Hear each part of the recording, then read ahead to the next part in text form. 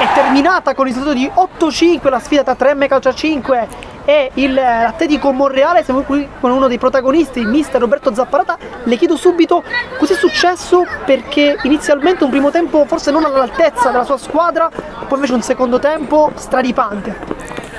No, non è successo nulla di particolare perché abbiamo giocato contro una squadra di C1 che non abbiamo mai valutato in base alla classifica, ma che ha ottimi giocatori. Sapevamo e durante la settimana ce lo siamo detti più volte che avremmo trovato delle difficoltà e quelle che abbiamo riscontrato sia nel primo tempo ma anche nel secondo.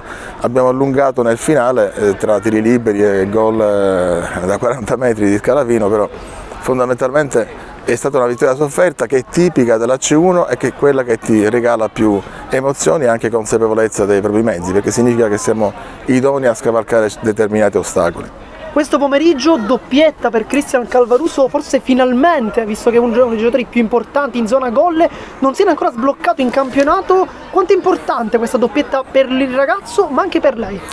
No, Cristian è per noi importante sempre, è un ragazzo che fa il reparto offensivo, è un ragazzo che ha fatto molti assist quest'anno, ovviamente il gol è qualcosa a cui tiene, come tutti i giocatori che sono stati catechizzati come bomber, però fondamentalmente è la prestazione quella che vale, non soltanto l'aspetto realizzativo, quindi sicuramente questi due gol aiutano a livello di convinzione in quello che fa, ma le prestazioni ci sono sempre state.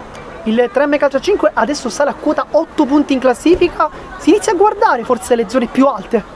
No, guardiamo sempre i punti che facciamo e faremo una sorta di punto della situazione alla fine del girone d'andata, come ho detto altre 100 volte, perché lì avremo, come dire, capiremo realmente qual è il valore nostro rispetto agli altri.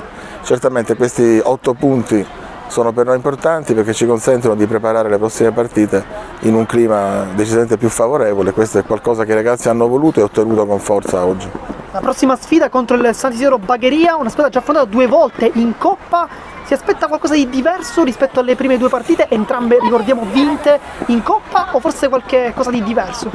No, mi aspetto una partita completamente diversa e soprattutto noi dobbiamo sforzarci in settimana di dimenticare che abbiamo vinto entrambe le partite. Sarà un contesto diverso, giocheremo al San Marco, quindi non saremo in un palazzetto ma sul sintetico, quindi una superficie a noi nota, ma il valore del Sant'Isidoro durante questa fase del campionato si è già evidenziato, quindi sarà sicuramente un'altra partita molto complicata e difficile, dobbiamo prepararci al meglio. Siamo qui con uno dei protagonisti della sfida, il capitano Roberto Restivo, gara terminata con il risultato di 8-5. Ti chiedo subito, visto che tu indossi la fascia di capitano, in questo momento non ce l'hai addosso ma l'hai avuta per tutta la partita, che ne pensi di questa vittoria? È stata importante anche alla luce del fatto che è arrivata in rimonta?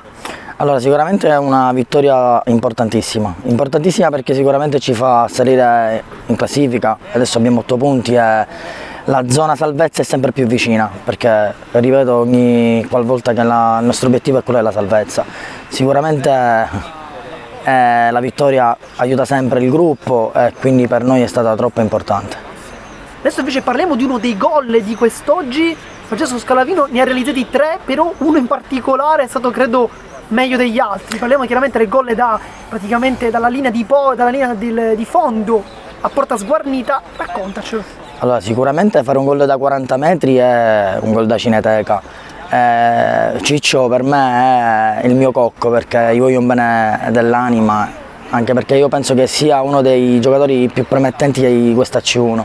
È un giocatore molto funambolico e oggi ci ha fatto vedere realmente di che pasta è fatto, facendo questo gol da 40 metri, ribadisco, per me oggi è un gol da mago, infatti da oggi lo chiamerò il mago. Sei uno dei più esperti di questa squadra, ci sono tanti under che però giocano un po' come i veterani, Calò, Calvaruso, lo stesso Scalavino. Qual è il consiglio che però gli daresti forse per migliorare? Allora guarda, noi allenamento dopo allenamento, noi over cerchiamo sempre di dare consiglio ai più giovani, perché una C1 con dei giovani così promettenti non fa altro che far salire l'asticella della squadra. Loro sono veramente forti e il consiglio che diamo noi ogni allenamento è quello di non demordere mai, allenarsi sempre e mettere sempre il cuore e la testa, perché soltanto mettendo queste cose spiccheranno sempre di più e faranno vedere che sono veramente fuori categoria. Adesso invece parliamo della prossima sfida contro il San Isidro Bagheria, si giocherà allo stadio San Marco, al campetto San Marco, non nel palazzetto ma nel sintetico. Ti chiedo, una squadra che già avete affrontato in ben 2 occasioni, come ti aspetti questa terza partita? Allora, sicuramente non sarà la partita come quella della Coppa, perché il Sant'Isidoro è una squadra abbastanza preparata, una squadra che, come abbiamo visto negli anni, dalla Serie D ha fatto subito una cavalcata verso la C1 e quindi è una squadra veramente tosta. Sicuramente all'inizio in Coppa ancora erano in rodaggio perché un po' tutti venivamo dalla preparazione atletica, quindi gambe pesanti e quant'altro, ma sicuramente non sarà una partita semplice. Infatti noi dimenticheremo quelle partite di Coppa perché il passato ce lo mettiamo alle spalle, adesso noi dobbiamo pensare sempre al futuro. Pensiamo al futuro partita dopo partita, mettendo sempre cuore d'anima come abbiamo sempre fatto e seguendo i consigli del nostro mister Roberto Zapparata, che secondo il mio punto di vista è uno dei migliori che c'è in giro.